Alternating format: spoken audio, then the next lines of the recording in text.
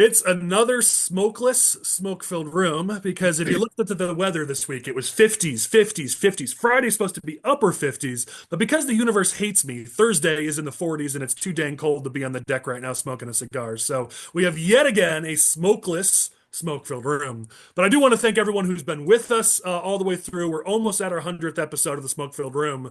And our audience is a very specific group. We're not trying to get to every Republican out there. We're not trying to get outside of Illinois. We are reaching the center right influencers through this state. Every week, I'm getting calls, text, emails, as are our other guests from Republican state elected officials, center right local elected officials, Republican Party leaders, grassroots leaders from throughout the state. That's who we're trying to reach with us. Our only one goal is to equip them with what they need so we can do better and we can win. It's tactics, it's information, it's analysis, and that's why we have high level guests each week. And that includes this week. We've got two extraordinary guests. I'm happy to have them both. We did have a third guest who dropped out last second. So we're going to roll with the five of us and kick some butt with just five. But I think our two guests are pretty awesome. We've got Mark Batinick. He's the former House Republican floor leader. He's a pollster and political expert and a returning guest. Mark, I don't know if I've told you this before, but you are one of our guests that gets the most kudos from people when we take surveys. They say they all love Mark Batinick. So there you go. Awesome. Maybe I'll make an announcement later in the show. There you go. I don't know how many of them are, oh, you got to send them invoices or something for the nice things they say. But, as you learn more to be one of us evil consultants, you got to send those invoices out. We've also got Aaron Del Mar, who is another one who tends to get a lot of feedback, whether positive or sometimes negative, as one of our guests. We haven't had him on for a bit, so we're excited to have him back. Aaron Del Mar is a member of the Republican State Central Committee. He's also the Republican Committeeman for Palatine Township, where he also serves as Highway Commissioner and is a small business owner. Aaron, what's going on? Hey, thanks so much for having me on the show, Collin. It's good to be back. I know, for a while there early on, you were our fun guest, and then, now as you look to run for office, you button it up a little bit. So maybe you'll let your freak flag fly a little bit this week, unbutton the collar, and have a little fun. What do you think? Well, I was looking at this agenda we're going to be talking about. I'm ready to start unloading some people. So let the bodies drop and let's get this party started. I like it. Well, Michael and Chris, course political experts who are always with us. I'm excited to have them, especially as we talk about some of the local races throughout the state that just happened for the primary. What's going on, guys? Hey, doing well. Good to be here. Another riveting week in Illinois politics, Colin. Yeah, no doubt about that. Speaking of that, let's go right into our first agenda item, which is the week that was in Illinois campaigns. If you aren't aware, the consolidated elections are happening right now. April 1st, we're going to be electing our municipal leaders, township leaders, school board, library board, I'm sure all sorts of other types of boards as well, all on the ballot in April 1st. In some areas of the state, there were primaries before the April 1st election. Those primaries happened on Tuesday. So there were a number of elections that happened or primaries that happened throughout the state. I want to pass it to you guys to tell me what you saw that was interesting to you and any regions you were paying attention to. I can tell you, I was watching Homer Township and having their primary election over there with Steve Balich and their team. It was a heartbreaking loss to see them come out of that. They have a really new but very strong county chairman, Christina Clausen, over there in Will County. She's also joining us on the State Central Committee representing the First District after Mr. Ozinga resigned from the committee. They had a really hard-fought battle over there. I mean, it was very contentious, a lot of nasty stuff going back and forth, which we find to be typical in Republican politics these days. But their slate got taken out, and unfortunately, that leaves a big opening in the political vacuum right here to see what's going to happen in the upcoming primary in 26. It's Go ahead. it's unfortunate in the Homer Township incident.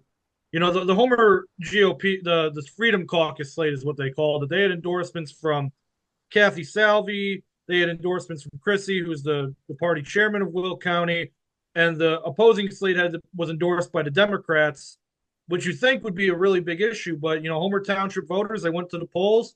It was higher turnout than 4 years ago in the general election for the township race. And, there was reports all day of, Democrats showing up to vote saying that they don't want Republican palm cards. They're coming to vote. They're not Republicans. And, that was the report all day. And, that's the risk you take every time you have a race in the state, the primary election, because we don't have party registration in the state.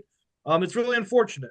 Homer Township has always been a battleground for politics. It's always been nasty. And it's unfortunate to see Steve's side losing this, but hopefully, like I've been telling a lot of people in the last couple of days, you give somebody enough rope, they'll hang themselves, and you just got to let the other side fail and be there to pick up the pieces once they do, and that's really the lesson of Tuesday night. So it's interesting that I don't know the history of why, but I know this has gone on for a while, that the Republican Party primaries, most townships slate. You slate this isn't an issue, right? The idea to have an expensive primary that's a low turnout, to me, is you're opening yourself up for trouble. And then I think there's kind of a little bit of a lesson here. I met Steve Ballich during the big Tea Party thing, 2009, 2010, and he's obviously a bold, boisterous individual. But I think the lesson to be learned there is as politicians, you need to stand on the things that matter, and you need to avoid unnecessary battles. I think some of this, when you start making more regional or national news for something useless like flying a flag at half staff, I thought the court case against Trump was a bad idea. I thought it was wrong. I thought it was lawfare, like Trump has said. But flying at half mast, you're not lowering property taxes by doing this. You're not lowering crime. You're not doing the sorts of things that make the Republican Party strong and make our community better. You're just pissing off people, and eventually you collect enough enemies. You open yourself up to something like this. I mean, going back to the Republican primary in last year, I mean, he had to go to court to throw out some ballots to win his precinct committeeman race. And I think part of that is just the unnecessary battles that he sometimes fought. Go to the war, go all out on the things that matter. On the things that don't matter, I don't know why you would spend time as a politician in those areas. I think it's a pretty good lesson learned for a lot of elected officials out there. Yeah, I mean, the flag thing, drives me crazy just a little bit in that what's his face from St. Sabina can flip his flag upside down, and it's Chicago media fawns over it because it's all great, but then Steve Ballich does it and suddenly it's the end of the world. Though I do concede your point, Mark, that focusing on what matters, making people's lives better. Obviously, I've been a broken record on that. Sometimes there are people. I mean, let's be real. Steve's still going to be on the county board. He's still the Republican Party chairman there for the township, I believe, right, Chris? He's not. He's not the chairman anymore. There was a whole precinct committeeman battle. Yeah, you're right. Yeah. So, I mean, he'd still be on the county board, but there are people, and I'm not saying this has to be Steve, but there are people who can make a tremendous impact in politics behind the scenes. Danny Rogers is a good friend up in Lake County, and, he had to learn this lesson too, that he can make a bigger impact in politics by being the guy behind the guy. He still does some local elected stuff, and that's fine, but he's been able to have a huge influence, getting other people elected, because sometimes the skills that make a good candidate are not the same as the skills who make somebody who's good behind the scenes. And Steve has proven he's really good at whipping people up and getting bodies out to knock on doors and work. And he's an organizer for sure. Sometimes those skills don't lend themselves for being a great candidate or elected official. So maybe Steve kind of doubles down and focuses on what he's great at and can help elect Republicans all throughout that region. Well, to be fair, he's had like a 15-year run, and he's, like you said, he's still on the county board. But to your point about flying the flag upside down, whoever did that, it's our job to be better than them. What you do when you do that, you give them an excuse. You don't want to give the other side an excuse. You don't want to do the things that allows that stuff to be swept under the rug. So, unfortunately, we're held to a different standard, but we have to deal with reality. What are the races you guys watching? What else did you guys see? Well, the other one that I thought was really interesting is Tiffany Henyard over there in Dolton. I mean, that was a squeaker, Michael. It was a really close race. What did she get? 12% of the vote. That was the last that I saw. It may have ticked. It'll probably change in the next. Brandon Johnson territory. Unbelievable. And that's another. I mean, she made her bed and now she's got to sleep in it. Right? She made a lot of enemies. She was in the news for all the wrong reasons. Even like physical altercations at their meetings. I mean, just an absolute definition of a dumpster fire. So, but I think the thing is, we'll see how it plays out. I mean, this new guy, I hear he may be, kind of on par with her, but we'll see if he can kind of chart a new course and get things back on track, because the residents of Dolton sure as heck deserve it. You have to give Tiffany a little bit of credit for her audacity and her boldness, because even up until Election Day, she was convinced that she was going to win in a landslide. She did not show any signs of regret for anything she had done. Obviously, she's a terrible mayor, terrible person, all those things. But I wish some candidates had the venom within themselves to go into election so confident. Like win, lose, or draw. I gotta give her credit. I don't know if you saw the photo, Chris, but then have an election night party where literally no one is there. She didn't even show up. It was just a complete ghost town. Yeah, they were giving the media. They're giving to-go bags for all the media to take the food home with them. It's so bad. We had a couple big wins up in McHenry County. If you guys weren't looking on the primaries up there, Daniela Sandberg, the highway commissioner of Algonquin Township, survived a primary up there against Cologne. That was a highly contentious, high-dollar race that was really won on the ground. I got to give Daniela Sandberg the credit on that race. And then Mike Shorten also had a race over there and a primary there. So taking two somewhat, strong characters out of McHenry. Love having another fellow female highway commissioner, seeing her get that big win. I got a feeling she's going to be my OG of the week come the end of the podcast. Did you just say fellow female highway commissioner? Fellow highway commissioner. That's right. I was expecting maybe a different announcement from you on this podcast, but is that the we got a lot of Mary? topics to go and talk through, Collin. We'll see what happens towards the end. I don't know. I think Batinick might be announcing for governor pretty soon, so we're going to see. I'm excited. I've got my fingers crossed over here. I don't know. I mean, maybe Aaron identified. Maybe you're like that Polish dude who ran for judge. You identified you have a better chance at elected office if you were Aaron E.R. Del Mar. So yeah. You'd make a pretty lady. I'm not gonna lie. What else? What other races you guys looking for? So I was paying attention to Cicero because every time there's an election in Cicero, everything's fun. And another blow to the art of polling because Larry Dominick's challenger for mayor of Cicero, Rodriguez, I forget his first name right now. I apologize. He came on a poll a week ago, and he was up 20 points over Larry Dominick. It's like, wow, this guy's got in the bag. Yeah, but from a brand that, what was it, like voter polls or phone polls or something, like a brand that doesn't exist. It's just some dude in his basement writing out a spreadsheet. Like I'm sure I don't want to speak for you, Mark, but that drives me crazy when I see that, of just these pollsters out there who call themselves pollsters, release a poll that has no basis in reality and make the rest of us look bad. Yeah, look, I saw one during the congressional one last cycle, and Yep. I looked at it. They even, when you read the methodology of how they did it, it was client provided list. It was just, it was crazy. And unfortunately, what it does is it does give us, it makes people skeptical, which is frankly why we try to every cycle make one public, make a few polls public, just to try to build some a bit of a brand. But it's frustrating, but you deal with it. Yeah. You got the big elephant in the room. What about Aurora? Anybody going to talk about the mayor's race in Aurora?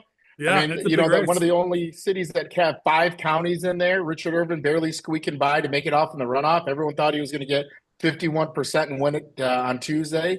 That's going to be a tough battle because you're going to see where these other candidates that just didn't make the cut, where they're going to start moving. I bet you there's all kinds of smoke-filled rooms in Aurora right now for people trying to cut deals to see what's going to happen over there. And all that Republican talk that happened in 2022 with Richard Irvin is coming back to haunt him right now.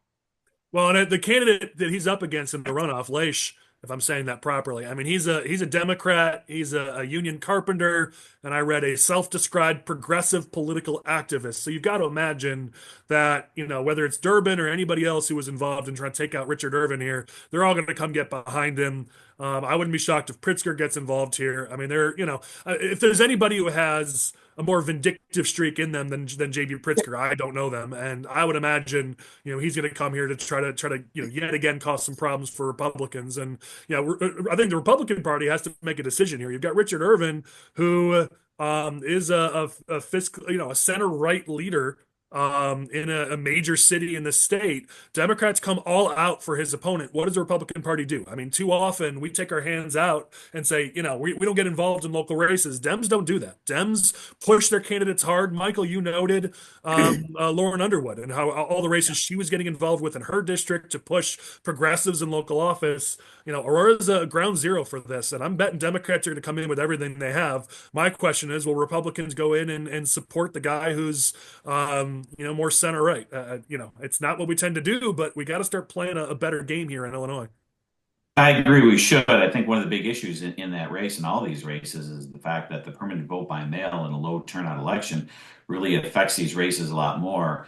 So the Democrat, if he if everybody knows that, which they're going to know that Richard was a Republican, the Democrat's going to have a big advantage in that race, even if the D isn't next to his name, simply from the standpoint of who already is going to have a ballot in their hand. I mean, I'm looking online right now. I think it said like 6,000 votes. That's an incredibly low turnout for a town that's nearly 150,000 people, something like that. So basically, the campaign that works is going to win this, but John's going to start with an advantage because of the vote by mail.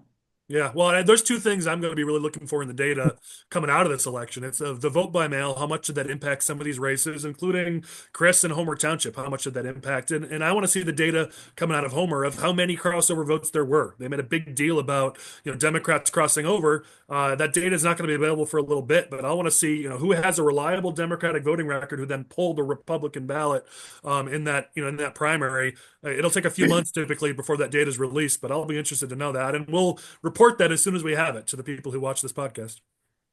Last race that we haven't covered is Waukegan. There was a primary on the Democratic side. The end result was not a surprise. So we weren't surprised Tuesday to see Sam Cunningham, the former mayor, win his Democratic primary. The reason why we talk about it is this sets up a pretty major race there in Waukegan. You've got four candidates advancing to the general election. You've got the Democrat in Sam Cunningham. You've got the Republican in Harold Beedling, and then two independents in Ann Taylor and Keith Turner. Ann Taylor being the incumbent mayor there. And so you've got four candidates who are going to be in that general election ballot, including a Republican and a Democrat, and then two independents. It's going to be fascinating to see how that race plays out. 4 years ago, the voters of Waukegan ran Sam Cunningham out for corruption and constant tax hikes. We'll see just how long the voters' memory is, because 4 years is an eternity in politics. And will voters remember that they ran this dude out 4 years ago, or will they reelect him again? We're going to find out in just a month. So that's a race certainly worth watching. Any other races you guys were watching? All right, let's move to our next topic. So this wasn't a topic I was expecting to have on our agenda, but after a very long Facebook post, we find out today, as we record this on Thursday, that DuPage County Sheriff Jim Mendrick is the first official candidate to announce as a Republican for governor in 2026. I have to start with you, Aaron. It's no secret that you've been exploring a run for governor. For those who watch this podcast, I have the tape. I can back this up. We didn't know Mendrick was going to be announcing when we lined Aaron up as a guest. It just happened to work out that way. So here, Aaron, is your first reaction to this as another potential candidate for that seat. Well, yeah, we're certainly exploring the different opportunities that are out there. And, my phone's been blowing it up all day with Sheriff Mendrick jumping in the race. If anybody that's ever met Jim, he is a very nice, well-meaning person, and I can't speak highly enough of some of the things that he's done in DuPage. I think, from a political standpoint, he certainly has a lot of challenges. Anybody outside of that DuPage County are like, Sheriff Mendrick, who? So I think there's some challenges there. He's got, $87,000 in his account coming out of the gate, which is really not enough to even run a state rep race. And I think that, he hasn't announced a running mate. There's a lot of unknowns that are going to be happening in that race. And I just don't think it clears out any of the other field members. I mean, there's a lot of names being bounced around right now. Certainly, we're looking at what an opportunity may be there. But, I just think it's kind of an unforced error the way that he rolled it out with 38 pictures and one solid, text that basically had a bunch of spelling errors and grammatical errors. Not the way that I would be launching a statewide campaign, but to each their own. And, if we do decide to jump in this race, I look forward to seeing Sheriff Mendrick on the debate stage. I mean, there's a lane Jim owns here. Let's talk about the positives. It's regardless of who does or doesn't jump in. Right now, we've got one candidate. It's Jim Mendrick. And Republicans in a primary are certainly going to look for a candidate who's going to be strong on crime and strong on illegal immigration. And Mendrick is going to have a natural advantage in those two areas. And so, I don't know that necessarily this is a tier one recruit, tier one candidate. But we've been one. I don't think anyone expects that we're going to have any tier one recruits in these statewide races. And so you wonder in a field that's I'll just say it. I know you're here, and I don't mean to be disparaging, but so far we've got a field that's underwhelming, and Jim's going to have some lanes and some natural advantages, and of course, obviously do well in DuPage County. So far, he's the only name we have. and it's what wasn't one we expected. So certainly Well, makes the establishment was always going to put out their candidate, right? The establishment needs their candidate. They need their country club Republican. They need some sort of retiree to be able to supposedly carry on the flag. And I think that, certainly Sheriff Mendrick, checks a couple of those boxes. But to be the ability to fundraise on that level to make significant change and potentially to energize and excite a crowd are going to be some pit. And when the rest of the candidates all jump in, and I think there's going to be a lot, I'm guessing there'll be anywhere between 3 to 5 different gubernatorial candidates. The electorate's going to have an opportunity to compare and contrast and see who they want to put forward to run against J.B. Pritzker or whoever the Democratic machine puts up. Like I said, I don't think this pushes anybody out of the race. I think this really doesn't move the needle for a lot of people. It doesn't scare me for a second, and we'll see what happens. But I think you're going to see the Kathy Salvies and the Don Tracys and that whole group, really kind of coalesce around Mendrick. And I think that's the lane. I know that they've really been pushing him to run and get out there and get his name out there and start working the Lincoln Day circuit. So I'm certain we'll cross paths several times in the next couple months, and we'll see who's got the juice to do this. I think Mark's head will explode if we don't let him go next. Go ahead. Yeah, no, all good. Look, I love focusing on the positives a little bit, and I think this is a huge positive for us. He doesn't embarrass the Republican Party. I think that's probably the biggest positive that he brings to the table right now. His candidacy reminds me a little bit of Paul Schrimpf's, if we remember him from last cycle. I think the difference versus Paul, the advantage that'll have is being from DuPage. It is still a pretty populous county. I think it does have, somebody can correct me on this, I think it still does have the most Republican primary votes come out of DuPage County. So he does have a little bit of a base there. But I listened to a little bit of his radio show this morning or afternoon, whenever it was. I was listening to a recording of it. And then you guys talked a little bit about his launch. It's clearly that there wasn't a foundation behind this. It's clearly that this wasn't something that you normally see from a tier 1 level sort of campaign. Not say that he can't get there, but you normally see a rollout. I know he only has $87,000, but that certainly is enough money to get information onto PCs, to start talking to people, to have maybe an introduction video that people can share, to have a team behind them, something that's positive. And then more importantly, even on his interview, it was a fine interview, would never upset any sort of Republican, but the issues that he was talking about, they weren't visionary sort of issues that get people excited for somebody that's going to be running for governor. You really have to, even if you're talking about immigration and crime, you want to talk about the future. You want to talk about, you want people to envision you being the leader of the state, not from a policy wonk standpoint, from being a sheriff of a county, but you want to have those big, bold ideas and a couple of 2 or 3 things that you bring to the table that people can really latch onto and say, man, that's the guy I want to rally behind because he's telling me something different that's visionary. It was a very technical rollout. I mean, he basically had the Ray Stevens, I think it was the show that he was on, ask him, hey, would you run for governor? He's like, yeah, I decided I want to run for governor. It's kind of an odd way. You want to lead the rollout of if you're running for governor, you want to lead the rollout for the gubernatorial campaign. So I'm probably giving too many tips to the other guy in one of the Brady Bunch squares, but that's the way, to me, it should be if you're really going to be a tier 1 campaign. Now, that said, the way things are kind of rolling out in Illinois, there's no one else in yet, right? And you don't have somebody like a Darren LaHood or somebody that was the former treasurer or somebody like that. Everybody has to be somewhat of a backbencher to be running for governor because we don't have anybody at the front of the bench in the state. So it doesn't mean that he can't, turn this thing in a strong direction and come out of the primary. It feels like it fell a little flat.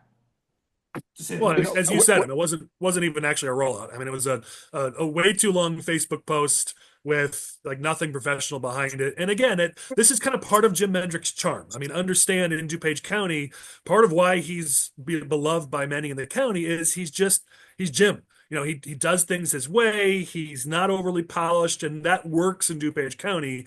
I think the problem is you're not running for governor of DuPage County. There's 101 other counties, and what's going to work really well in DuPage County because they know you, because you already have high name recognition and you're already well liked, isn't going to work in a statewide race. And so, yeah, there's certainly going to need to be some professionalism here and some more of a rollout, not a great start to the process. Yeah, I want to talk about the not polished thing real quick.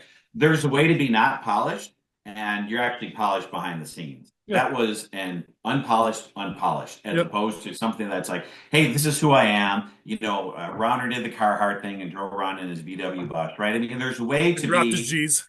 There's a rate, but there truly is a way to be a regular guy, but then have show that you have the ability to hire some media people behind you that are going to get a true rollout for an announcement for something like that, Yeah. you know, and give somebody an exclusive that's going to tease it. Here's what's coming today. I mean, there's a million ways you can go about it, but that didn't happen.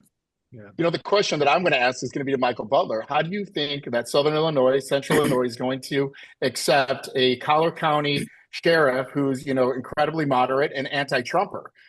You know, you can't be an anti-Trumper in Illinois today and try to win a Republican primary. And so I'm really excited to hear your thoughts on that. Yeah, I mean, I think, it's been covered pretty well on the rollout. I mean, I think it was kind of non-existent, right? And you really want to come out on come out strong. You're running statewide for governor. It's going to be, that and the Senate race are going to be the two highest profile ones we've got, especially if Dick Durbin doesn't get in.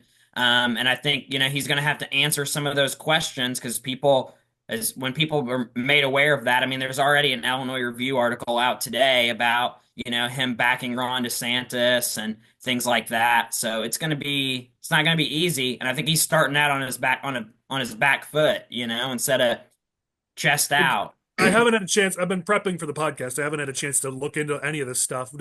What I saw, was that correct? Is Ives endorsing him already? Kind of flirting with it, I think. It wasn't really wholehearted.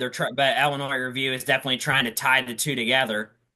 Okay, interesting. So yeah, that was one positive I was going to say is that with Mendrick jumping in the race, that would be a really easy way to get Jeannie Ives out of running for governor if we wanted to make that into a positive. So that was another positive. The other thing about this rollout I want to talk about was that Mendrick was up for re-election in 2026, and we all know DuPage County. I've called it many names on this podcast, which I'm not going to repeat right now. But in any case, he was staring down the barrel of a tough re-election campaign. He has said a lot of stuff in relation to gun rights and immigration, which that's not DuPage County anymore, at least. So it was going to be really hard for him to win re-election anyway. And listen, if you think you're going out and you're not going to win re-election, maybe you go out with a bang, you run for governor, you see what happens. I don't know if what Aaron's saying about the establishment backing him is true.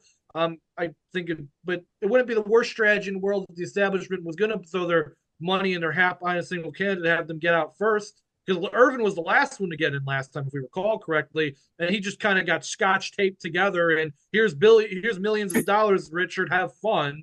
So if you're right, which I don't know if you are, but if you are, it's not the worst strategy for the establishment to throw their candidate out first. Yeah, I mean, I don't think that's what this is, because if they were behind him, you would have seen a little more of a rollout here. So, I mean, Aaron's working his language in, and I don't blame you, buddy. You've got the platform. Why not do it? But the reality is, if that establishment was really actually behind this, you would have seen an actual rollout, to Mark's point. So I don't know that that's what this is. However, it could certainly happen. There's a lot of time left, though, and there isn't actually that much time. I mean, here's the kind of the funny thing. I talked last week. I complained about how these candidates were starting to announce for U.S. Senate and other seats. I was like, guys, please stop. Leave me alone. But I know the reality, which is 4 years ago, candidates were announcing in early February, let alone now almost March. And remember, the primary season has been moved up a month. Petition season is up a month from what it is. So we are behind, which I know Fingston in the Illinois has pointed out a couple times in his blog. We are behind the fact that this is the first candidate to announce, and we're almost in March. So people, if you're looking at running for these races, I know people are waiting to hear what Durbin's going to do. They're waiting to hear what Pritzker's going to do, but there isn't a ton of time. I mean, you got to start getting around the state. I know some are laying the groundwork by, sending mailings out to PCs or going to Lincoln Day dinners. You got to be doing at least something here if you're planning on running. I think all the smart money is going to be seen that they're going to take their time. They're going to build an infrastructure. They're going to create their committees and their different platforms that they're going to be releasing their white paper. You're going to see people that are going to really concentrate on fundraising. I think the Lincoln Day dinner circuit is a really good indication of who's got some strength already within the state. There's 102 counties out here. There's 50 Lincoln Day dinners that are going to be going out this schedule. Most of their speakers already been announced. And so I think that's where you're going to see the real traction coming from some real strong potential candidates. And my guess that would be in the next 60 to 90 days is when you're going to start seeing this field really come through and the real candidates will emerge. So a real important thing here, this is almost laughable. I got to give you a little bit of a shot, Aaron. I mean, are we literally saying that if you supported DeSantis, like he's too moderate, like he's not conservative enough? I think we would all be grateful if we had a governor like DeSantis. I don't think somebody who supported DeSantis makes him like some huge, and I don't know, and I'm in Will County, I don't know that much about Mendrick, but even if you want to go the anti-Trumper thing, if there's 4 or 5 Trump people and there's one guy like Mendrick in there, he has a good shot at winning the primary. So it's all about lanes in primaries, and the more people that are, if it's one-on-one, no shot. But if it's a bunch of people that don't have millions of dollars, and he's got DuPage County, and he has seen as palpable for a vast majority of Republican primary voters, I think he has a chance, probably a better chance than we're giving him credit for. Well, we'll see how the campaign comes together. I mean, again, Jim has been able to win in DuPage County by being Jim. I mean, we saw this a lot in DuPage. We saw this a lot in Lake when Lake went blue, where people who just win by putting their name out there don't really have to learn how to run a solid campaign in order to win. That's what part of why Lake went blue. It's blue. Part of why DuPage went blue. Had a lot of Republicans who had been in office for a long time who just sneezed and won. And so then when the Democrats came calling, they weren't ready for the fight. I'm not saying that's Jim. He certainly won some elections, but running statewide as a new candidate to most people is a total different ballgame than running in DuPage County where you're beloved and you're known. And that's where the skeletons tend to come out. And let's be real, we've talked on this podcast of fights he's had and things he's said, gotten angry and said some things. I'm Irish. I love the Irish blood that flows through my veins. I love my Irish whiskey. But I'm not running for office. There's a good reason for that. So, a lot of that stuff's going to come up. It's going to be vetted in a primary. We'll see what happens. I have a feeling we'll be talking plenty about the governor's race in the months to come. Let's go to our next topic here. So let's talk about an Illinois topic here that's come to light. I say come to light in that we Republicans and conservatives have been talking about this for a couple of years now, but it seems like the media has finally caught on thanks to an audit that came out that uncovered, I should put that in quotes, runaway spending by Pritzker on healthcare for non-citizens. There's been a report that came out that showed that the money that was spent on non-citizens, it was runaway spending both in the amount and in the number of people that were allowed to apply here, not just in the 65 and older, but also in the 42 to 64 range. The numbers are all throughout this document, hundreds of millions and billions of dollars. The programs that that they're covering here was a $1.6 billion since late 2020. That's a lot of taxpayer dollars that could have gone to fund a lot of needs for the citizens of the state. Of course, as usual, Pritzker papers over it and says, hey, not a big deal. Some people just didn't phase out quick enough, but it's important they had healthcare, so no big deal here. Yet again, we're talking about billions of dollars, and this governor in this state's just like, not really a big deal. Don't worry about it. And I guess to the media's credit, they're actually covering this, but they're not really dinging Pritzker other than a few headlines that are like, hey, his team vastly underestimated healthcare costs. That's not the headline you'd see if he was a Republican governor, but whatever, I digress. Either way, it's finally coming to light that millions and billions of dollars have been spent, and some would say wasted on non-citizens while the state is struggling with a deficit. So I have to toss it to you, Mark, on this one, just because I know you've been watching this just as closely as I have been, but go ahead. I mean, from a polling standpoint, holy cow, I was just frustrated that the Republicans weren't making this a bigger deal in their elections. Like, we are spending so much money, and we knew it was a big number, but this is even much bigger. And now we know even people that were ineligible were running for it. I mean, if there was a program that ever needed Doge, it was this one. Frustrating. The amazing thing to me about some of these things, though, I was on Audit Commission. And I remember we were reviewing Neighborhood Recovery Initiative. I don't know if you remember all this stuff, but there was Neighborhood Recovery Initiative where they discovered that they were paying people like $30 an hour to march in parades, and tens of millions of dollars was wasted. Then it was uncovered. Well, then by the time I got there, they just did it again, and our audit was covering like 2 scandals, but like it morphed into one, and that's old news. So we have to figure out a better way to get the public to understand the breadth of this. And I think one of the ways we need to do it is we need to talk about how that affects them directly. I've had some property tax relief bills. This is what this could have meant to you and your household in terms of property tax relief. Here's a plan that we could have funded that would have done something that's important to you for lowering your costs or making it easier for businesses to grow, to get a job in the state, yada, yada. Because this isn't like a one-off situation. This is obviously a biggie. This is a whale of an issue, and Republicans should use it, and they should do a better job than they've done thus far. Well, and Mark, I know you've seen it in your polling because you've talked about it. We've seen it in our polling as well, that this is one of the best issues Republicans have as a contrast issue in the state. Kudos to the Senate Republicans. They've been screaming about it for a while, and the House Republicans have talked about it, and lately have talked about it even more. So it seems like they're certainly getting the memo here. But as you said, I mean, we could have been screaming about this louder and earlier, but they're doing it now, which is good, and certainly will be a solid contrast as we go into this 2026 election cycle for every Democrat who voted for those budgets, and certainly if Pritzker decides to run again for any office, this better be one of the number one thing that we talk about as a contrast with the guy. There's a lot to use, but this certainly needs to be top of the pile.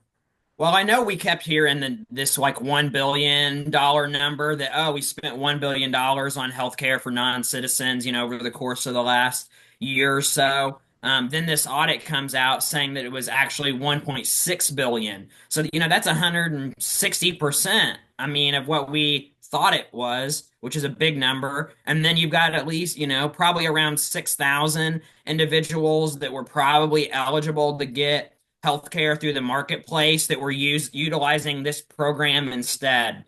So serious problem. Like, that's why we need an Illinois Doge, I guess, to get to the bottom of some of this stuff, because it's absolutely absurd.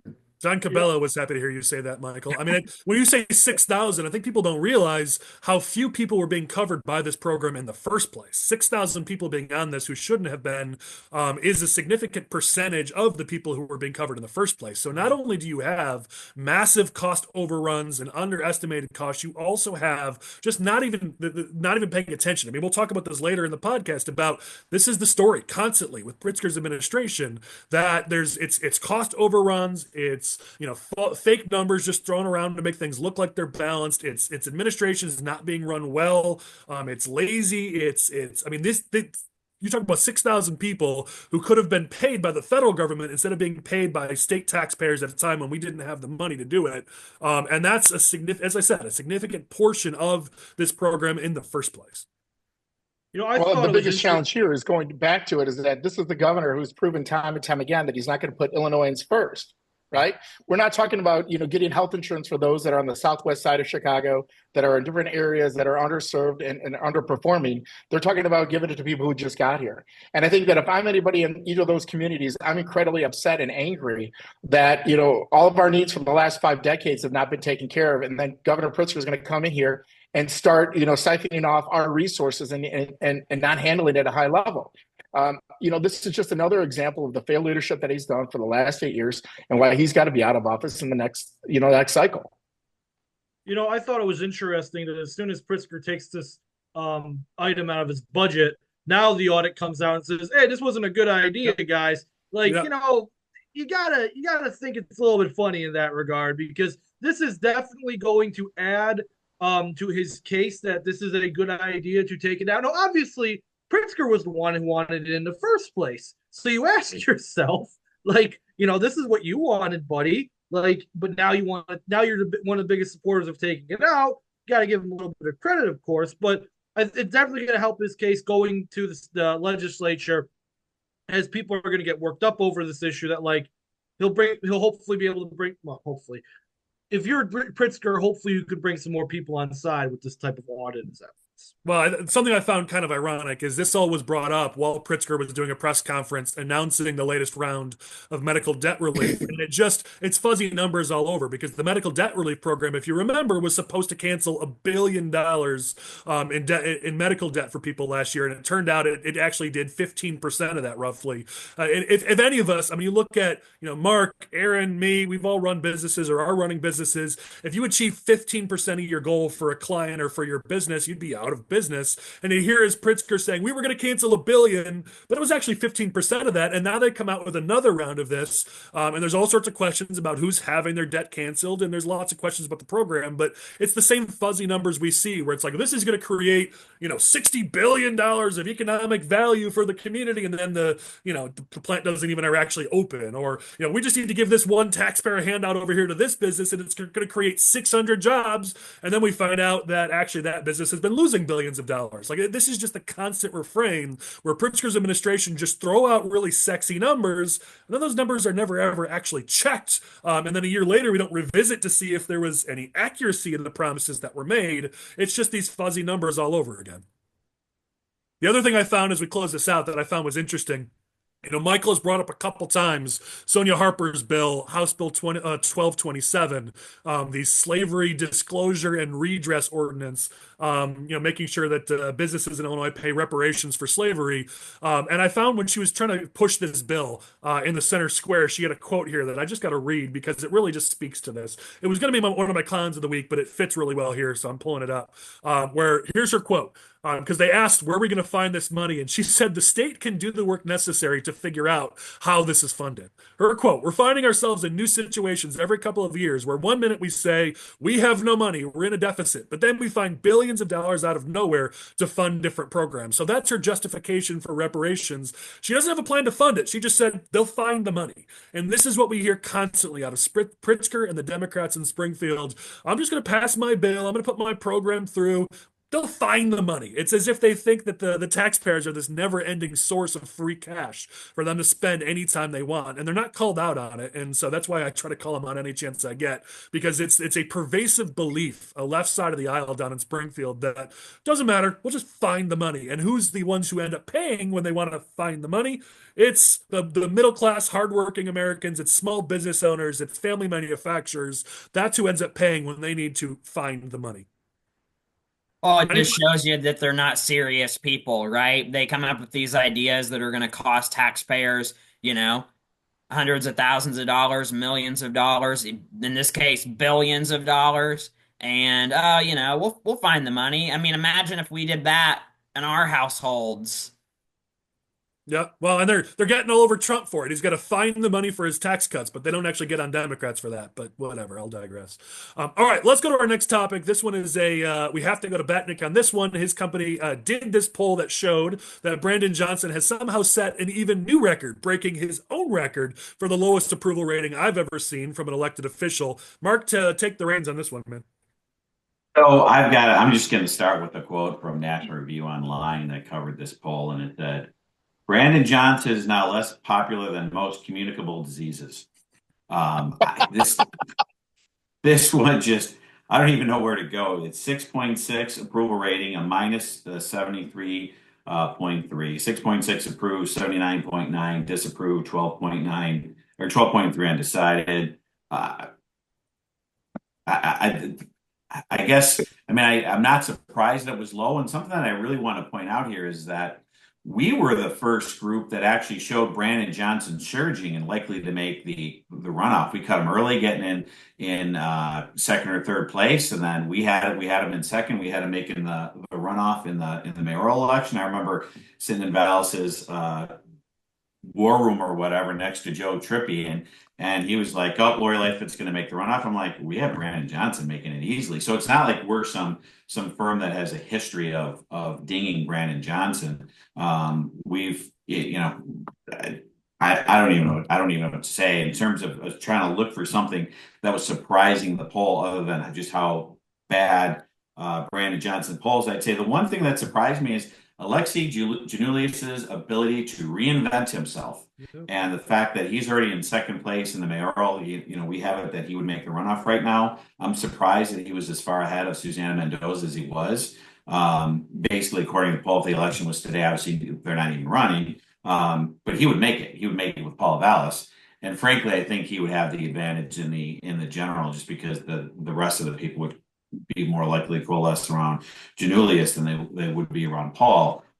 So Alexei Janulius, to me, it looks like if he wants to be mayor of Chicago, he's got one hell of a head start. Yeah, I was surprised by that number as well. We'll have Lane bring up these numbers up on screen and post for those who are watching. Go ahead, Chris. Mark, I wanted to ask you, why did you include Vallis in the poll? Is he thinking about running again or something like that? Or Yeah, this was commissioned by somebody. We just took an order okay, and fulfilled it.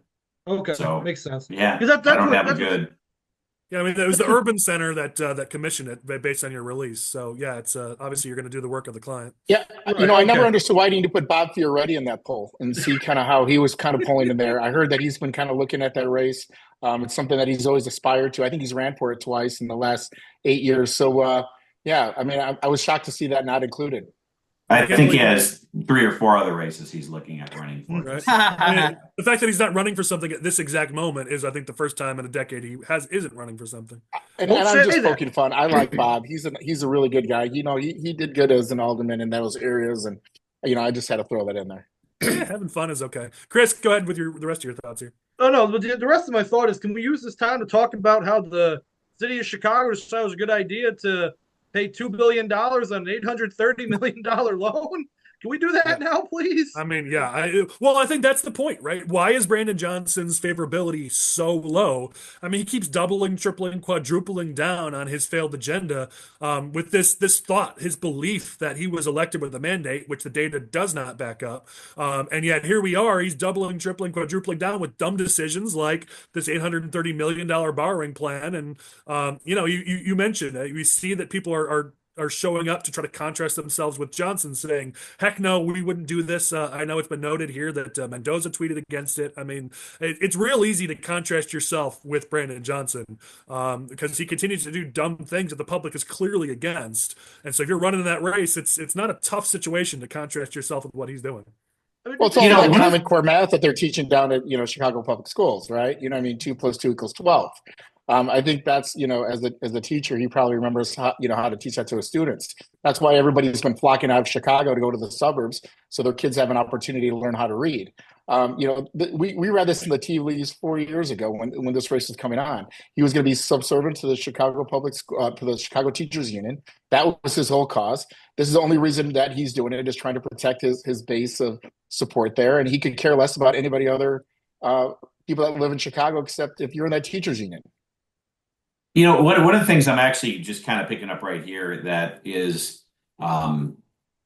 it makes me feel good I wish I could phrase that better, is that I'm looking at the breakdown between Black, Hispanic, and white voters. While, Brandon Johnson's biggest constituency is among Black voters in terms of people that would vote for him in the horse race, Vallis still wins among Black voters in the jungle primary for that right now, according to these numbers. So it shows that maybe people aren't as monolithic as you would think. And what really bothers me about Brandon Johnson more than anything is he basically just uses every excuse. Well, you're against me because I'm Black, and that annoys me. So basically, in his mind, he can't do anything wrong. I've never heard him say, I've made a mistake. And that sort of mentality is horrible in leadership. And the fact that there's 82% of Blacks want somebody else other than Brandon Johnson, I think is actually quite a positive, that maybe we shouldn't think of each race monolithically, and we need to start talking more about individuals.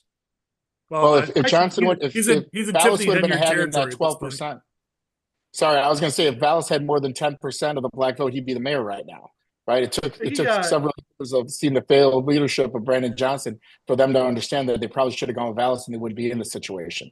Vallis got like 20% of the Black vote. I'll be fair. There's a lot of things that Vallis's campaign did wrong, but they managed to get 20. They probably needed 25, but they got 20. Either way, Chris, you're trying to jump in with your thoughts on this. Close us out on this topic. No, I just wanted to retouch on the fact that they're not paying anything for 2 years on this loan. They're not paying on the principal for 18 years. Who structured this loan? The Albanian mafia, man? Like, you're going to have city council members paying with their thumbs and their knees in this type of deal. Like, what are we doing here, folks? Like, I'm not even, listen, if you want to borrow money to pay for infrastructure, like, whatever, we can debate that. But how do you look at this deal, that whatever loan shark is giving you, and saying, like, yeah, $2 billion for 830, that sounds, and not paying on the principal for 18 years. Like that sounds like a reasonable borrowing plan. Yeah, I don't know what the hell they're doing over there. There are smarter people than like people who voted for this are smarter than this. I don't know what's going on over there. Take these people out of office. That's all I can say. I'm coming for you, Brandon Johnson. Somebody is, probably not me. It's literally better than the parking meter deal, though. Yes. That's a very low bar to have to beat. But all right, let's go to our next topic here. This one's kind of a high-level topic, but there's been a few stories recently about the gains Republicans have been making nationwide, and I want to highlight that simply because we haven't had a chance. We've had such packed agendas the last 3 or 4 weeks. Cook Political Report came out with their first House ratings for 2026, and of the seats they considered competitive, 39 of them were Democrat-held seats. Only 29 were Republican-held seats. Just one small indicator. The Hill had a great story about Republican gains in voter registration and how it's freaking Democrats out in some of the key battleground states. I'll just list a few of these here that they've had some huge gains in. In Nevada, looks like when Joe Biden won it back in 2020, Democrats were around 655,000 registered voters compared to 576K for Republicans. But now, after Trump just won in 2024, Democrats are down to 618,000 and Republicans are just above them at 618.5. So Republicans are now for the first time in the lead in registered voters in Nevada. In Pennsylvania, Republicans have been gaining. This report says that all but 3 of the state's 67 counties have seen net gains by Republicans in registered voters. In Arizona, Republicans have doubled their advantage in registered voters from 140,000 4 years ago to now up 300,000. In North Carolina, Democrats used to be up 322,000 4 years ago, and now they're only up 37,500 in North Carolina. Nationally, they had a 5-point edge over Republicans in registered voters in the 2020 election, and now they're just 1 point up. That's a 4% swing in registered voters. Last thing I'll point out here, and then I'll open it up to anyone else who has thoughts about this momentum for Republicans, is another story in the Hill. They've had some good pieces lately, and they had a story about Democratic donors and how they're not giving to Democrats right now. And one of the donors said this: "I'll be blunt. The Democratic Party is effing terrible, plain and simple. In fact, it doesn't get much worse." A second donor was equally as pointed. "They want us to spend money, but for what? For no message, no organization, no forward thinking. The thing that's clear to a lot of us is that the party never really learned its lesson in 2016. They worked off the same playbook and the same ineffective strategies, and to what end? Obviously a loss." Now, the sad thing is we're seeing this, we're talking nationwide. We sadly don't see this reflected in Illinois, but let's focus on the positivity of the momentum for Republicans nationwide. What do you guys think about this? I can tell you going into this next term on 26, this midterm, we're going to need to keep this consistency and ramping up. I mean, historically speaking, there's always been a shift in the pendulum when you have one party that has the House, the Senate, and the White House. And, people keep talking about this blue wave that's probably going to be coming like we saw in 2018. I'm hoping that this is, just going to be a little trickle and we're going to be able to get more House seats, because right now it's incredibly difficult to legislate anything when you can only give up one Republican in order to keep your majority. No, I mean, the fact that Elise Stefanik hasn't been able to get out of her seat to go to the UN because we need that one vote so desperately is exactly your point you're making, Aaron. Yeah, I mean, the gains, obviously, we've got to be able to build on this, and there's a conversation to be had about, what are we going to see in this midterm election? Are we going to see a good election for Republicans or a bad one? There's also the conversation to be had about, do we see something different in Illinois than what we see nationwide? Because you see momentum right now for Republicans nationwide, and let's be blunt, let's be real. We don't see a lot of that in Illinois, unfortunately. So, there's something to be said about just needing to start capitalizing this in our own home state, but there's certainly momentum for Republicans nationwide. Some of the reasons why, I'll just bring this stuff up because it's on my list here. I think there's 2 things you can point to as to why this momentum is happening for Republicans. Let's look at 2 different Midwestern states. Let's talk about Minnesota and let's talk about Wisconsin. So Minnesota, their Minnesota Miracle, Politico has said, has been upended by a new Republican House Speaker. There's a Republican House Speaker who's the first Republican woman and first Black person of either party to lead the chamber. And she took over because voters have started to reject that bold progressive agenda in Minnesota that Pritzker and so many of his acolytes and spokespeople wish we had in Illinois. And she came out with some great quotes about how we can't continue to raise taxes on Minnesotans because they can't afford their lives at this point. And she said tax increases are off the table. She's going to be going after fraud and abuse. Sounds like a lot of Pritzker's administration, a lot of his departments. Just a lot of positive movement. But the point here is, why did this turnover happen in Minnesota? Because their far left progressive agenda is being rejected by the voters in that state. Let's talk about Wisconsin. The Wisconsin governor is defending his push to redefine mother as inseminated person. Tony Evers is pushing this progressive agenda in Wisconsin, where it's no longer father or mother, it's spouse and inseminated person, which obviously has drawn a lot of pushback from Republicans. The RGA said he's caving to the most radical elements of the party. Even Elon Musk tweeted about it, talking about, he said, "Hi, mom. Oh, wait, I mean inseminated person." You can't say mom anymore. So certainly there's some craziness you see, and this is why voters are rejecting this. You're seeing this movement across the country. Republicans are gaining ground because the more we focus on common sense kitchen table issues, voters are seeing just how nutso the Democratic Party is as they cave to the far left. So I don't know if that brings out some thoughts from you guys, but if we see it in Minnesota, we see it in Wisconsin, I'd love to start seeing it in Illinois.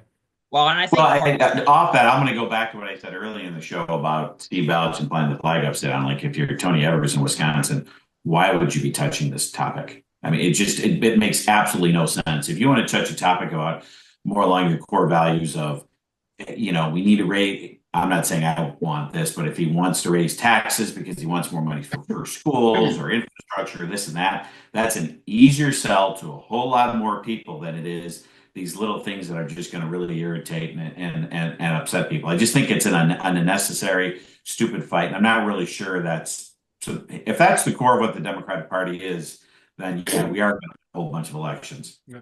Well, and let's be real. You talk about timing, and politics is everything. And with their big Supreme Court race coming up in just a month, the timing of this is just going to inflame turnout right of center. And so even just, why would you do it? You're right, Mark, but especially why would you do it right now? It's pretty dumb. Well, and I think also, I mean, I saw a poll this week from Harvard that had Trump with a 52% approval rating, which is, very strong numbers for him compared to the first term that he was in the White House. And they kind of drilled down on some of the issues, and they found that 81% of Americans support deporting criminal migrants, 76% support closing the border, 70% support hiring based on merit. So you have Trump tracking on all these issues that Trump's prioritizing and focusing on. 70% or more of the American people agree with them. And then you have these Democrats like J.B. Pritzker that are taking the side of the, 19%. He's trying to make this big deal about how he's going to stand in between ICE and illegal aliens. Well, 81% of Americans want those people that have committed crimes to be deported, and here he is on the wrong side of that issue. So, like you said earlier, I don't think the Democrats have learned their lesson, and hopefully they, keep down this path because it's only going to pay dividends for us. Yeah, I mean, we talk about, on every episode, we talk about the crazy bills and the crazy issues being pushed by the far left in the state.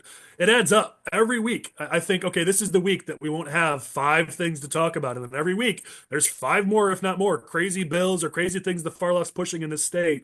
And the Democrats in the state are no less progressive than Wisconsin and Minnesota. And in fact, I think they're more progressive. And yet they pretend like they're moderates. It's at a point where we're going to get better about calling them out, because if the voters in this state realize just how far left the Democratic Party has moved, there's a whole lane for us to move into as responsible governing leaders who are focusing on kitchen table issues like cost of living.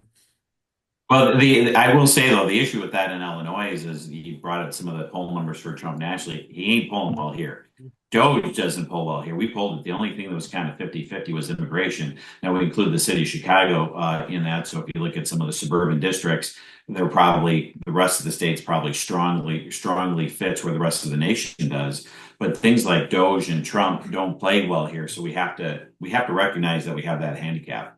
Yeah. Yeah, well, I mean, listen, we saw Laura Trump in Illinois just recently, last week, and there were elected officials there who want to be elected in suburban districts that voted against Trump by 6 or 10 points, and they're standing up on stage with Laura Trump like, "Hey, look here, I'm up here, I'm with Trump." Like, but yeah, he lost your district by 10 points. What are you doing? So yeah, we got to be smarter for sure. All right, let's move to our last official topic here, especially since I've got a pollster with us. I love talking polling topics, and Trump's own pollster has released a poll that I think is worthy of some discussion.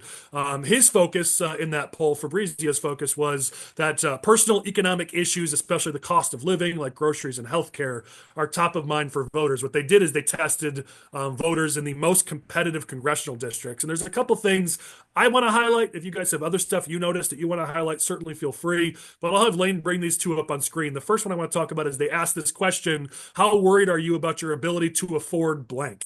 And what they saw is that amongst all voters, it was groceries, healthcare, taxes, utilities, gas, housing. Those are the ones that were over 50% in that order. Trump voters were a little more likely to say groceries and taxes and then healthcare and utilities, whereas swing voters, it was groceries, then healthcare, then utilities, then taxes. And I think this is really helpful for us in a number of ways. Obviously, I'm a broken record on this, but talking cost of living and especially including things like utilities, healthcare, groceries, and yes, of course, taxes as well, and gas and housing, and all these things are things that add to that cost of living burden for voters, and it's clearly something that they're worried about, they're concerned about, and it's top of mind for them. Last thing, and I know Chris will like this one, is the second thing that stood out to me was they asked, when it comes to changes in tax policy, which of these is your top priority? And helping working class families was top by far amongst not just all voters, but include also Trump voters and swing voters. It was 63, 64, 66. You'll see that up on the screen. And then far behind that was helping the poor, helping small businesses, helping, and this isn't a surprise, helping high income earners, helping corporations. But I think that gap between helping working class families and helping the poor is instructive. Listen, I want to help the poor. I want to help the lowest income individuals. That is not the point I'm trying to make. The point I am trying to make is that as Democrats are so hyper-focused on this equity narrative of helping the poor and helping these economically disadvantaged areas, which Mark and I have screamed isn't actually working, but that's a separate topic, what you're seeing is that a lot of the voters, the majority of voters, those middle-class, middle-income individuals, those working families are frustrated because they're the ones footing the bill and they can't afford to survive anymore. And every poll we take over and over, we see the number one demographic moving to Republicans is that middle income, middle educated, those people who are like, wait a second, I can't afford this anymore. Like it used to be, sure, you could take some of my money to go help these people over here, but now you've taken so much of my money that I can't afford groceries. I can't afford healthcare. I can't afford my utilities, my gas. And that is the opportunity that exists for Republicans. And yet again, it shows up in a poll that was taken. So I want to highlight it here. I don't know what you guys think. I'll pass it to you all for your thoughts. There were two things that I think, like kind of Illinois specific, that stood out to me were the SALT deduction, because obviously that was a big deal in that 2018 midterm for us. And 57% of the people that they polled supported, bringing that back in some form. So hopefully the Trump administration and Congress does that, because I think that will help us, especially in some of these suburban districts. Well, Michael, just add some context to that. I mean, Peter Roskin was one of the biggest proponents of instituting that cap, and he got eviscerated in his race about that SALT deduction cap. So you're right. It hurt us really bad in the suburbs when they passed the tax cuts in the first place. And so you're right to point that out. What was your second thing? And then the other thing that I noticed was on extending the tax credit for electric vehicles. That was one of the few tax issues that was underwater at -3. And that's something that Pritzker and the Biden administration both pushed very hard. And it shows, the American people don't support that. If you're buying an electric vehicle that costs, $70,000, $100,000, you don't need a tax credit. I mean, it's a luxury to have that. You can buy a Malibu or a Honda or a Toyota, get good gas mileage, and we shouldn't be footing the bill for those kind of things. If you want a Tesla, buy it, but I'm not paying for it. Buy American. How about that, Butler? Buy American. GM. No, I think you guys hit it right on the point. I was stunned in Marco Island with my kids, and we were taking one of the rental pontoon boats all around, and my kids saw all these boats that had Trump flags, Trump 2024. And my kids are like, man, all these people, they must really love Trump. I'm like, no, it's because there is no government program to buy a boat, right? If you wanted that boat, you had to pay for it yourself. And so you saw these people that, had their own money that were being able to buy these boats, and that's why they were going with the Trump tax plan. I noticed that on this date of this poll was in February 14th. I think that's another, if they were to re-poll it right now, they would also say that, Republicans are going to be a little concerned about the stock market, right? We saw the stock market erase in the last 2 days. All the gains that we had since the inauguration have been kind of wiped clean. There's a lot of concern right now in the government regarding what the tariff implications are going to be if they put those back on Canada and Mexico and the European Union. Is that going to drive inflationary issues, through the roof? That's something that the Trump campaign really is going to have to take a strong look at, because that is going to affect everybody's pensions. It's going to affect people's 401ks, their IRAs, any kind of investment that they have for retirement, especially for those seniors that are just getting right there to that 65 and a half mark, where they have to start, using those funds to live on. For those that are getting to the mandatory minimum withdrawals, you don't want to be withdrawing right now in this market, right? In the last couple of days, you don't want to be taking your money out because you're never going to get those gains back. And so I think that is going to be a strong issue, that if we don't start getting on the right track, that is going to cost us some votes come the midterm. Well, Aaron, you mentioned that trip down to Marco. I just got to say, if you have half as good a dance moves as your dad does, you must cut it up on the dance floor. Mark, go ahead. Oh, he's a good guy. So I think a couple things here. Number one, since you're talking about running a boat at Marco, the biggest Trump rally any day of the year is in the intercoastal between Naples and Marco Island. It is insane what it's like down there. But you're right about the tariffs. I'm a little concerned about the erratic nature of everything that's happening. Hopefully it's with the plan that comes together before Election Day 2026. But one of the things that I think is just really bad messaging for us right now, and I don't think is going to play well in some of these districts. I think Elon Musk is one of the most brilliant people alive. When I look at what he's done with Starlink, when I look at what he's done with SpaceX, not to mention Tesla, but to have a billionaire be the face of the cuts, I don't think is the best message that Republicans can put out there. He could have been doing everything that he's doing right now. He could have all these kids behind the scenes. But I think when you talk about the fact that they want tax cuts for working class families, and they don't want them, they don't care as much about the businesses and small businesses. I just don't think that's the best look. And if we were thinking things through a little bit more, Republicans in the Trump administration would be doing a little bit of a different PR campaign with Doge than they are. Yeah, he's a little too front and center on that, and it's just not a good look. I mean, let's be real. The Democrats, their number one thing, they're trying to push that all this is being done so Trump and Musk can give a tax break to their buddies. And so you're right. I mean, having Elon Musk as being sort of front and center all the time just plays right into that narrative. And it's something we're all going to have to fight in 2026. Yeah, and I mean, I've seen this from so many people on the left that Elon Musk is there to make money for himself. He'd make a lot more money if he kept his mouth shut and he just cut some Benjamins to people in Congress to keep the electric tax break going, and spent his time building SpaceX and Tesla and Starlink and Twitter and everything. If he was spending all his time doing that and just doing what a lot of big businesses do and cutting checks to politicians, he'd be doing much better financially than what he's doing now. He's losing money. I mean, you brought up, Tesla. I own some Tesla. It's down like 25, 30% the last month or so. So I beg, if anybody's listening, to maybe take a different back off on the Elon Musk stuff with the Well, he's losing money, Mark, because the Obama's not in office anymore to give him millions and millions and millions of dollars in government grants to let him do whatever he wants, because everybody knows that's how Elon Musk got rich, is because the Obama administration gave him all this money, So let's remember that. I don't like Elon Musk. I think a lot of the Trump base doesn't like Elon Musk, and I don't think he's a winning issue. I think the concept of Doge is great. Why should we be paying millions of dollars to give condoms to people in Afghanistan? That sounds like a stupid idea. Maybe we shouldn't do that. But like Elon Musk, nobody really likes him because he's the richest person in the world. People don't like the rich by and large. So I think we do definitely to figure out our way around messaging Elon Musk. Definitely. All right, let's move to what is our second to last segment, which is the news you can use. We move through this pretty quickly.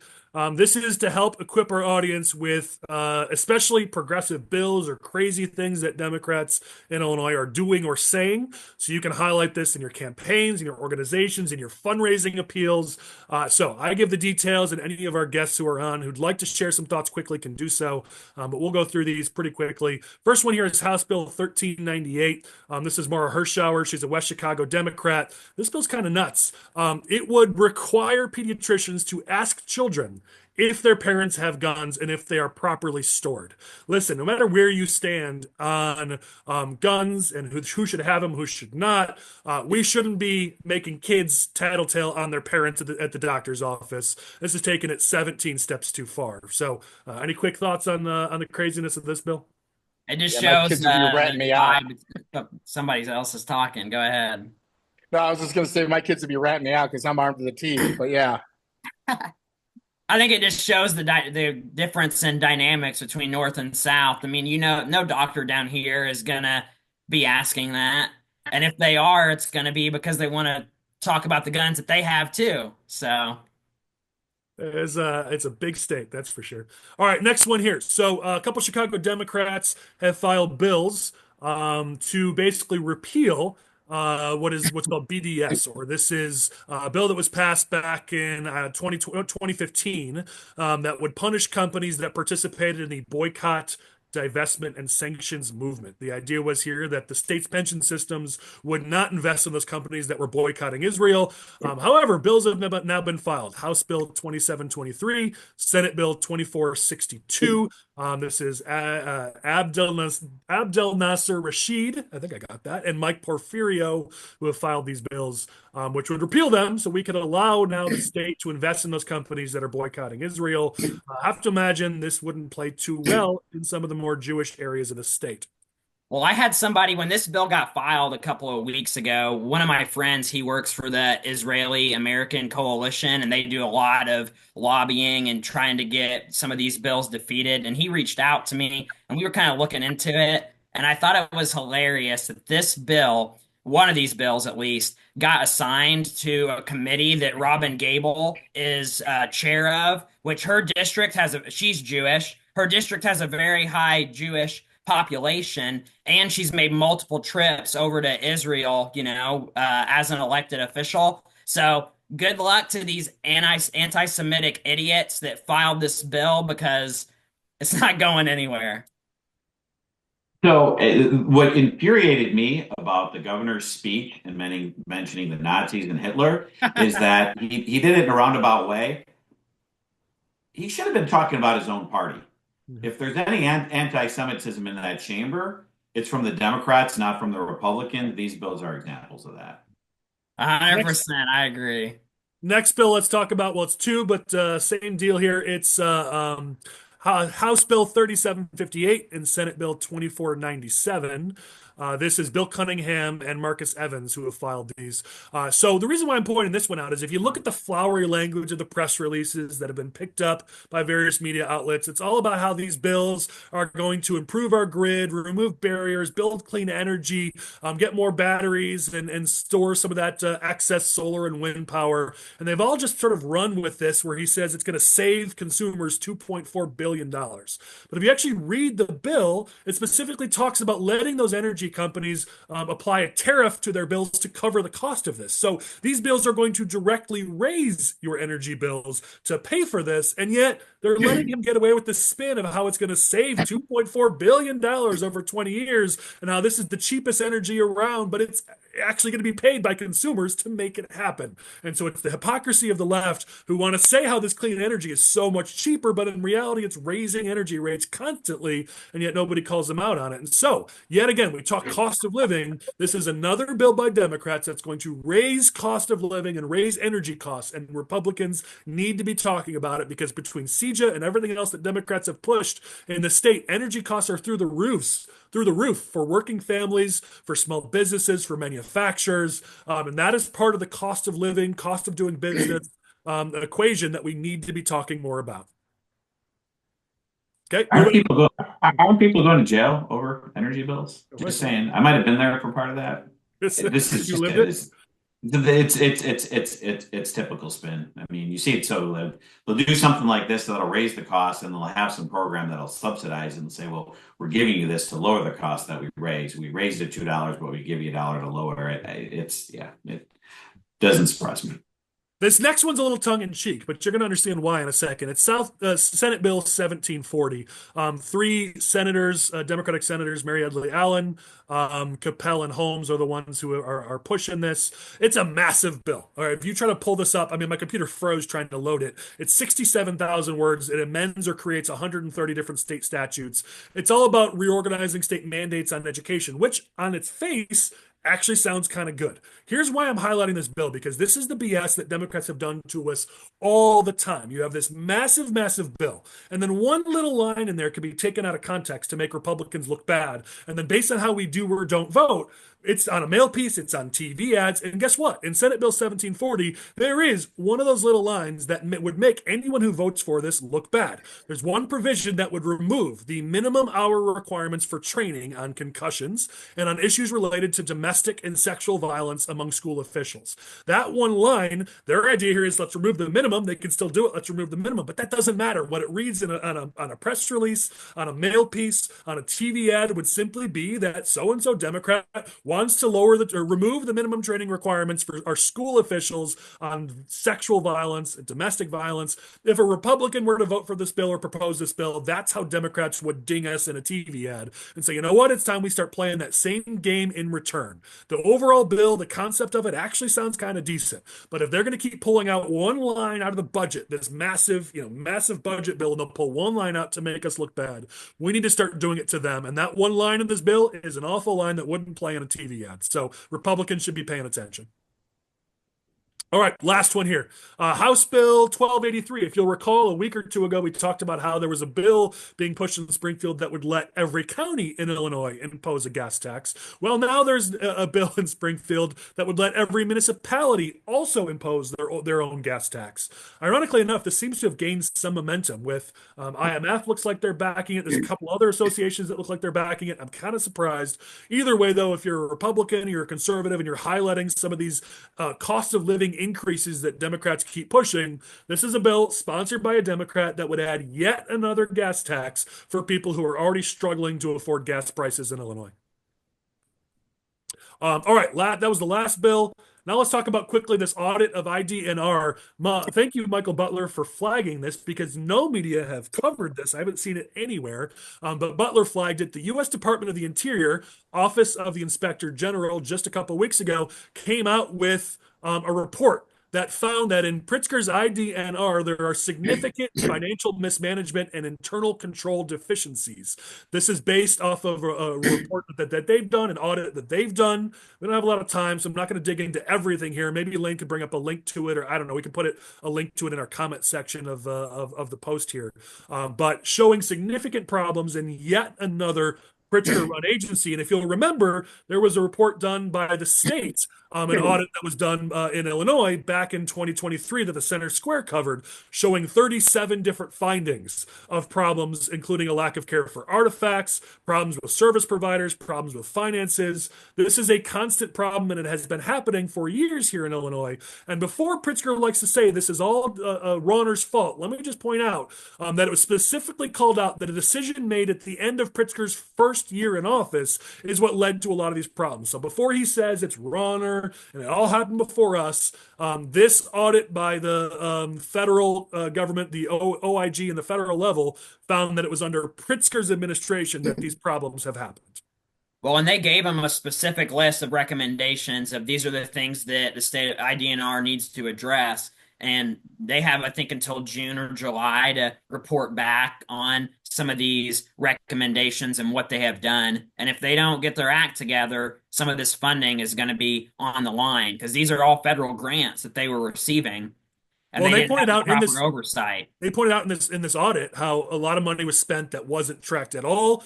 Sounds a lot like Pritzker's administration. They also pointed out how there was money that was allocated to Illinois that was never actually used. In one grant, Illinois missed 8.7 million of funding they could have gotten from the federal government because they weren't tracking. They didn't actually know how much money they had available to them. I mean, so Democrats and Republicans should be screaming about this because Democrats are always saying we want our federal dollars. Well, here, Pritzker's mismanagement has cost Illinois another 8.7 million just on that one grant alone. And so this Republicans and Democrats should be talking about this.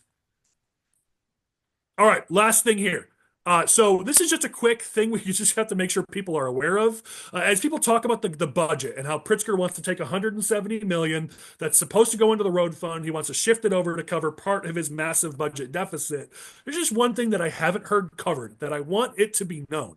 That money is coming from the state's double tax on gas. Illinois is one of the only states that double taxes gas. We have our gas tax, which there's often multiple gas taxes, and then we put the sales tax on top of that. And so this 170 million that's being shifted is from that double tax. And so we need to be talking more about that. That I think the people in the state do want good roads. And so they're willing to spend some money on those good roads. But every time I've pulled it, when you pull that double tax, if the state taxes gas twice, even those people who want to invest in roads are not supportive of that double tax. And so this is a good opportunity for Republicans to highlight that double tax. It's not about the shift of money. It's about where that money is coming from. And the only reason they have that money is because of the double tax on gas. And I think a lot of Republicans, that we've been talking about this, they've been like, well, I don't like shifting or I don't like the budget gimmicks. I think voters aren't going to give a crap about that. What they'll care about, though, is the double tax, and we need to take advantage of that opportunity. All right, that's it. We've covered all of our news you can use. Let's get to our final segment. We have some fun with this, our OGs and clowns of the week. Mark, I know you have a hard stop deadline, so I'll start with you just in case you got to go. Any OGs or clowns you want to list? Two. I bet somebody else is thinking these two. How about a hippie hi-oh for the Southwest airline pilots over at Midway a couple days ago, avoiding that accident? That would have been horrific for the city and for the country. And then, I mean, the clown, Brandon Johnson, borrowing money, interest only for 2 years. It's just, I don't know who's going to want to run for mayor this next term to do all this cleanup, but those would be my OGs and clown of the week. Well, and I just want to pile on here with Brandon Johnson because I had one for Johnson as well. This hasn't been talked about, but in his 2025 budget, the Tribune reported that it includes installing 50 new speed cameras to ticket drivers. This is 50 new cameras, and if you remember, in his final debate against Vallis, Johnson pledged he would phase out speed cameras. This is yet another broken promise by Brandon Johnson. I haven't seen it covered. Kudos to the Tribune for covering it. This needs to be talked about more because voters hate speed cameras, and here yet again is another broken promise by Brandon Johnson. So I'll double down on your Clown of the Week nomination. Who else has OGs and clowns? Go for it. I got two.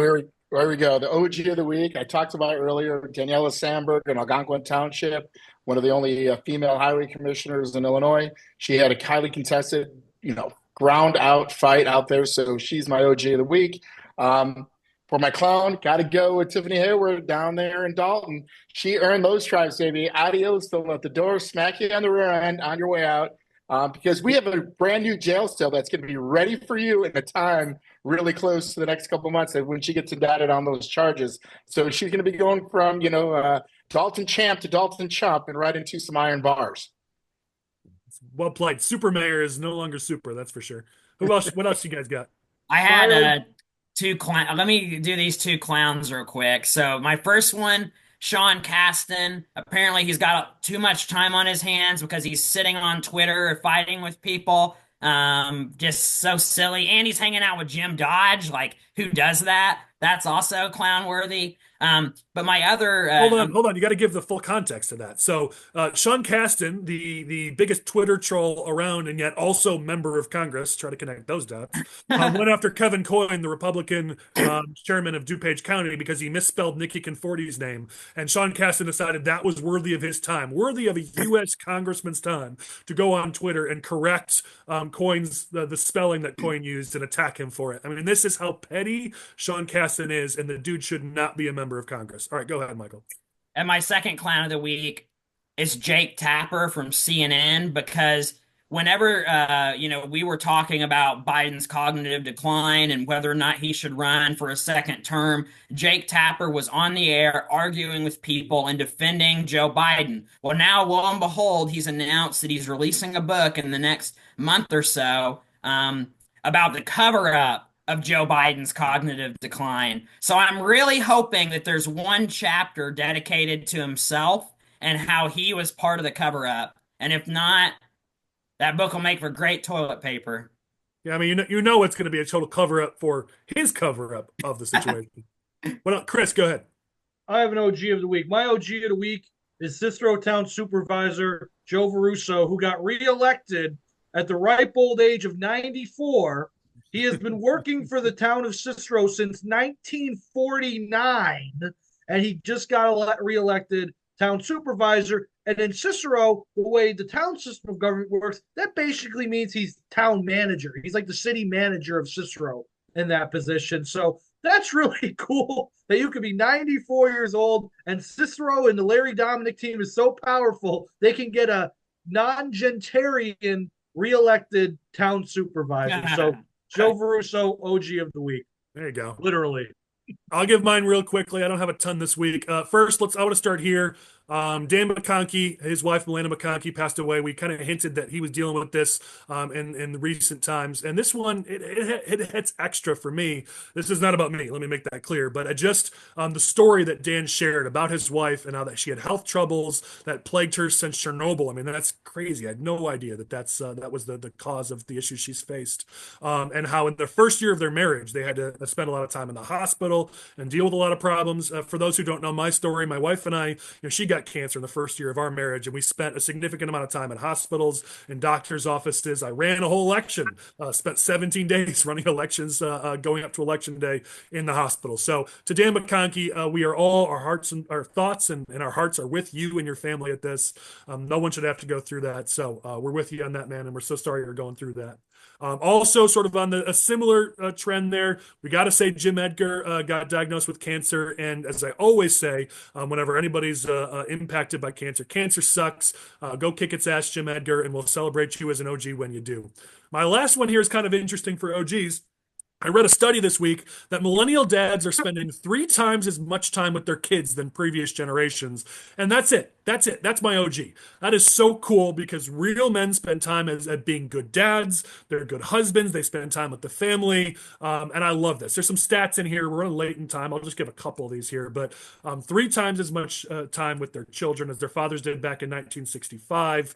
The number of fathers who have never changed a diaper is down from 43% in 1982 to just 3% today. 57% of millennial dads view being a parent as being essential to who they are. Just some really cool stuff in here. And the average dad spends now 8 hours per week helping with childcare. It used to be 2.5 years ago. I mean, 8, gosh, I do that in 2 days. But so we got some work still to do here, but I love to see men stepping up to be men. And so I highlight that as an OG because a real man is also a good father if they have children. So point that out. Last thing here quickly, 2 clowns. Number 1, I got to point out Suzanne Ness. So she had a bill she put in, House Bill 1146. We've seen these bills that want to outlaw using plastic bags, and we can debate the merits of that. I do think there's some conversation to be had about respecting our planet, but that's not what this bill does. It not only bans single-use plastic bags, it also bans paper bags, which I thought the whole point here was to stop using plastic bags. If we can't use paper bags, what is it you want us to use? We can't all just go to Costco and use 17 times used boxes to bring our stuff home. So just the lack of brain power by Democrats, including Suzanne Ness, drives me crazy. Last one here, because I always call out political violence, whether done by people or against people I like or dislike. And so Michael DeCenzo, who was arrested this week for sending a threatening email against J.B. Pritzker. Listen, I don't like Pritzker either, but threatening violence or performing any form of political violence is absolutely not acceptable in any situation. So you get a Clown of the Week nomination for that BS. Let's go to our closing thoughts. And again, Mark, I don't know your schedule, so go ahead and give us your closing thoughts first, just in case we lose you. I hope at the federal level that all the balls that the administration has up in the air land in the right spot. Because man, he's got a lot of balls up in the air. I hope they do it before the next election. Last thing, I'll buzz off what you said about the Suzanne Ness bill. That's a swing district. A good candidate has a chance to win there, and frankly, a bill like that is so simple and easy for somebody to comprehend, is something that could mock a candidate enough where they lose an election. So I'm glad you brought that one up. I'm going to put that one in my back pocket. But thanks for having me on. Glad to have you, and I absolutely agree. Ness needs to be a tier one target for Republicans in 2026. I couldn't agree more. Aaron, let's go to you next. Your closing thoughts for the week. Well, thanks, Collin. I appreciate being out of timeout jail and being back on the show after a couple months. It's good to see all your beautiful faces again. I'm excited to have an opportunity to chat with you guys for the last hour. We talked about earlier in the podcast about, the gubernatorial race. That is going to be one of the top of the ticket issues that we're going to be having going to 26. We need to have a strong candidate running for governor, and as well as United States Senate, so we can pull some of our down ballot races all the way up. But also, I think people should remember that we also need to start grabbing some people to run for some of the other statewides: comptroller, Secretary of State, Treasurer, Attorney General. Those are going to be important too. There's not a lot of people talking about that right now. I think we need to start turning up that conversation. I could see Michael Butler for Treasurer. I think that would be amazing to see somebody from down south getting in there. And I think that we should give everybody an opportunity to be involved, right? I think, as you start seeing more of these candidates coming out, I know 2 people are talking about U.S. Senate, and now we got our first gubernatorial. I think this field is going to widen very quickly. I'm excited to see what those opportunities lie. And I think everyone should stay tuned real closely, because there's going to be some fun stuff coming down the pipe real soon. All right. Well, you mentioned Butler. It's kind of a tie between Chris and Michael. They're a little timid this week. They kind of let Aaron and Mark run things. I don't know if either of you brought the heat, but we'll make Michael go first. We'll let Chris have the final word this week. So go ahead, All Michael. right.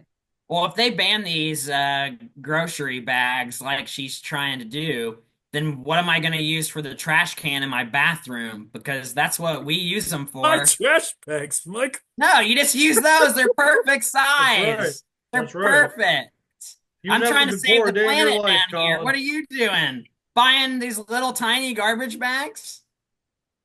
Or just don't use a trash bag. All right, you lose your ability to That's- finish closing thoughts. Chris, close us out on That's a high here, buddy. gross. Don't use one. Go ahead, Chris. Tomorrow, as you're watching this, it'll be March the next day. And what that means is only a month until Election Day. I just worded that completely terribly. My apologies. But we basically got a month until Election Day, April 1st. We got elections here, folks. There are some candidates out there who don't have walk cards yet. There are some candidates who don't have yard signs yet. This is the time where you really got to start, paying attention. Okay? Basically, you've got 2.5 weeks till we start GOTV. If you're not ready for that, then you're not going to win this. Then you're going to win your race.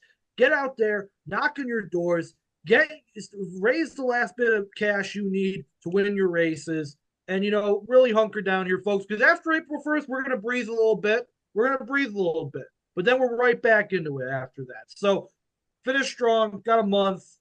Don't take your foot off the gas, and have a good weekend. I even regret letting Chris have the final word, because talking about GOTV in a couple of weeks, you should have been doing GOTV already with vote by mail. So I'm even going to veto Chris's comment. GOTV should have started a couple of weeks ago with vote by mail, but whatever. We're going to end this some thing. Counties aren't sending out their vote by mail ballots, Collin, or they're giving us weird answers of when the vote by mail ballots are coming, Collin. So sometimes GOTV isn't starting when it's supposed to, Collin. Maybe you know that if you weren't sitting at home all day and you were actually involved in your campaigns, Collin.